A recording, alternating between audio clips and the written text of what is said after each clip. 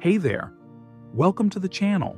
If you're new here, don't forget to hit that subscribe button for more financial tips and investment advice. In today's video, we'll show you how to start investing with just $100. That's right, you don't need a lot of money to get started on your investment journey. Investing with a small budget may seem intimidating, but it's actually the perfect way to begin. Whether you're saving for retirement, building wealth, or just looking to grow your money, you can start right now, and you don't need thousands of dollars to do it. First things first, you need to choose the right investment platform. There are tons of options out there, from apps to brokerage accounts. If you're just getting started, here are a few popular ones to consider. Robinhood, no commission fees, easy to use, and you can start investing with as little as $1. Fidelity, a well-established platform with zero-fee trades on stocks and ETFs. M1 Finance, perfect for beginners who want to automate their investments with fractional shares.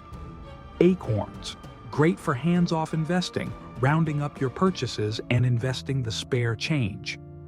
These platforms allow you to start investing with very little upfront cost, and most of them have no account minimums. Once you choose your platform, you'll need to open an account. Don't worry, the process is simple. You'll provide some basic information, link your bank account, and deposit your first $100. Now that you've got your account set up, the next step is to decide what to invest in. You've got a few options here, even with a small budget. Let's take a look. With $100, you might want to consider individual stocks. While $100 might not buy you a whole lot of shares in some big companies, you can still buy fractional shares of major stocks like Apple, Amazon, or Tesla. That means you get to own a piece of a company, no matter your budget. ETFs, exchange-traded funds. ETFs are a great option because they allow you to invest in a basket of stocks with just one purchase. For example, you can buy into an ETF that tracks the entire stock market or an ETF focused on specific sectors like technology or healthcare. This helps diversify your investments with minimal effort. Robo-advisors. If you want to invest passively, a robo-advisor could be the way to go.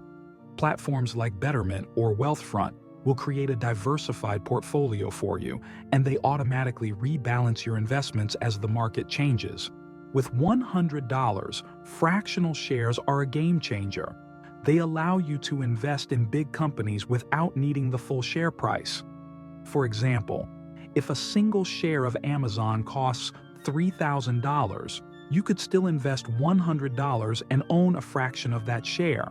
Thanks for watching. If you found this video helpful, hit the like button and don't forget to subscribe for more tips on personal finance and investing. Got questions? Drop them in the comments below. I'd love to hear from you. This is part 1 of our series on getting started with investing, so stay tuned for part 2, coming soon. See you next time.